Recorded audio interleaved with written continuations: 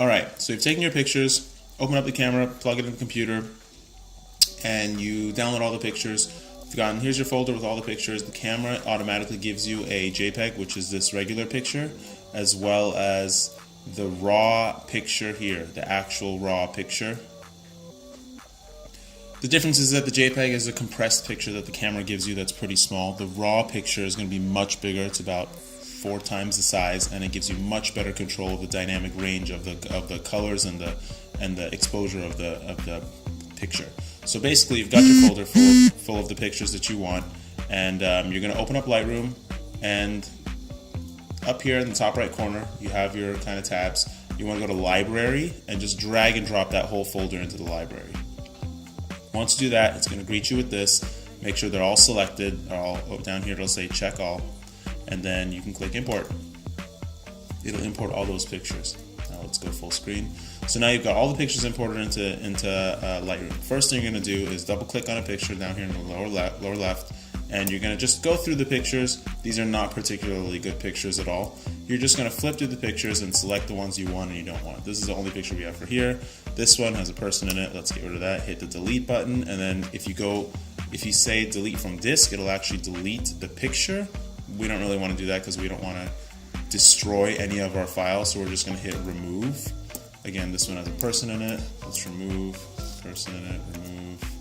This one's all right. Let's just, as a sample, let's say that's okay. Remove this. And the closet pictures, we didn't really try here, but just as an example, let's just, that's the best one because you can actually see the closet and you know where it is in the room. So let's delete the rest.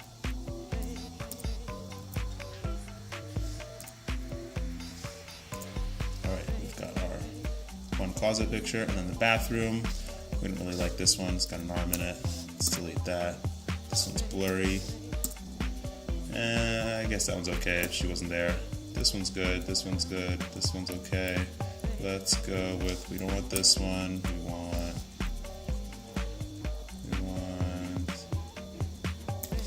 don't want that one. We want this one. All right. Let's just say this one's okay. Delete this one. These are just samples. Alright, so let's start with the first picture. So very, very, very basic overview. Up here in the top right corner, first thing you're going to do is going to go into the Develop tab. And the very first thing I usually do, this whole right side pane is where you're actually going to work. So you can click this crosshatch here, and then you have this rotation tool. And you can see that it automatically crops the picture when you rotate it. So let's just straighten things out a little bit. That looks a little bit more straight to me, and then you hit the enter button. After that, you have your color temperature. This lets you just change the tint of the picture. You typically don't really have to, but if it's like a very blue picture, then you want to like warm it up a little bit, make it a little bit yellower. Tint, something you don't really ever have to change. This is a different concept completely. Don't even worry about it. Just the temperature is the only real odd thing that you might have to touch. Exposure, this is probably the most important part. So like I said, the raw picture gives you great range over exposure. You can see that I can make it dark and it just looks like I took the picture dark. I can make it bright and it just looks like it's overexposed. It doesn't wash everything out. There's still detail there. If you look down here in the tiles over here, I can make it bright and get more information out of the tiles. If I make it darker, it actually looks correct. Anyways, that's the difference between RAW and JPEG.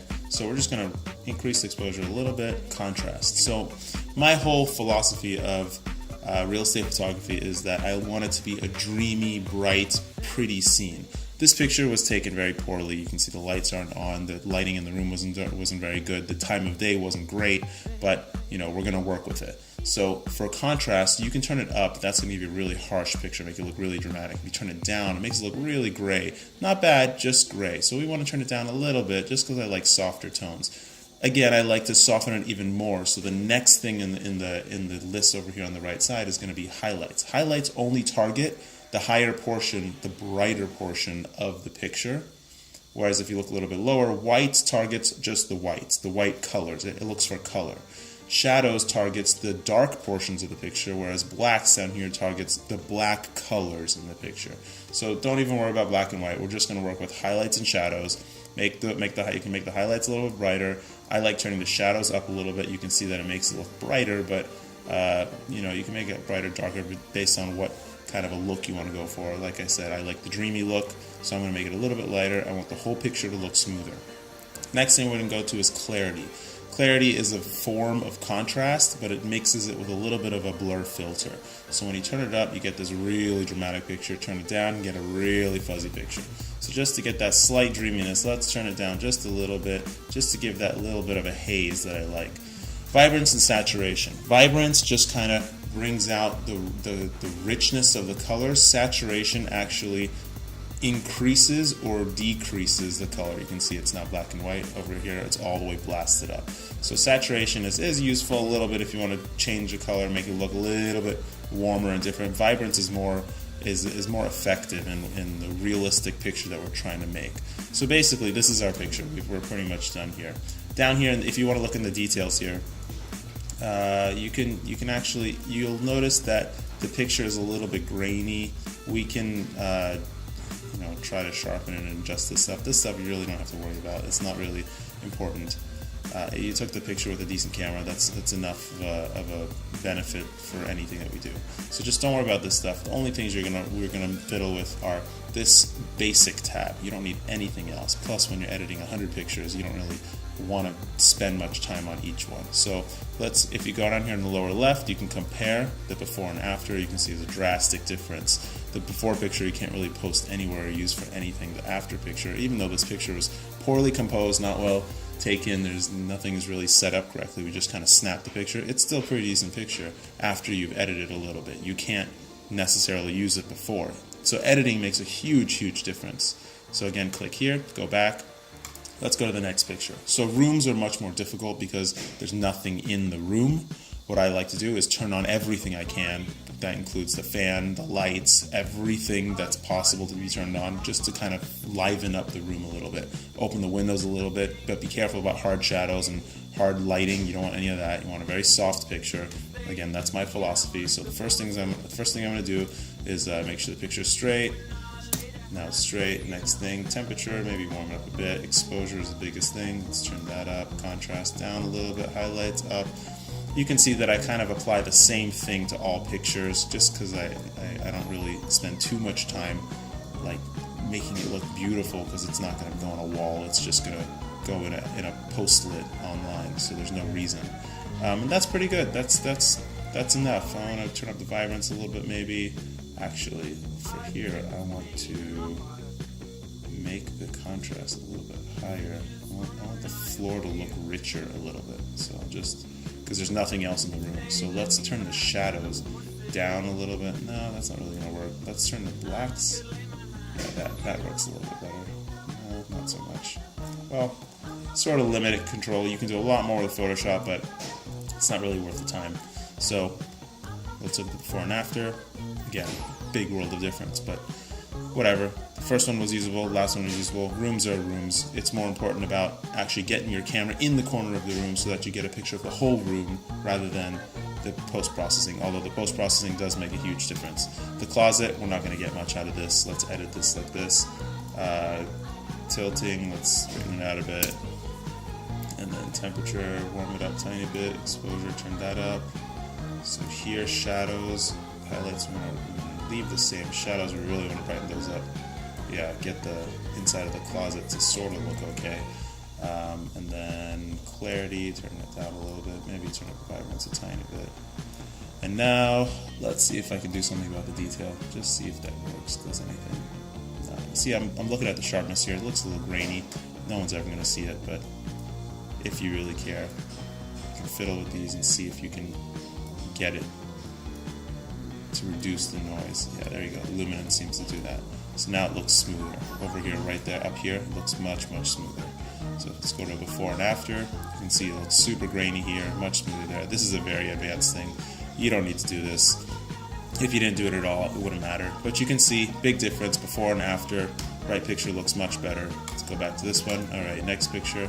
Bathroom, again, straighten a little bit. Looks good. Temperature, bathrooms are usually cool. You can see it's all the way down here on the blue end of the spectrum.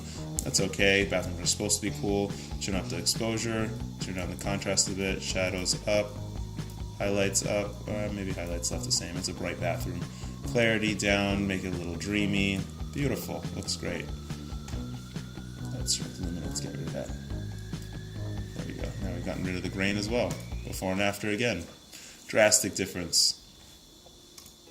Next picture, same deal. Straighten just a bit. Temperature, warm it up a tiny bit. Exposure, most important part. Shadows, bring those up. Clarity, bring that down.